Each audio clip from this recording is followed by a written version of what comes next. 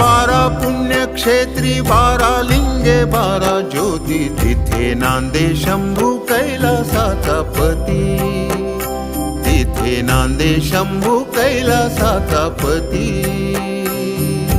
बारा पुण्यक्षेत्री, बारा लिंगे, बारा ज्योती, तिथे नांदे शंभू कैलासाचा पती, तिथे नांदे शंभू कैलासाचा पती.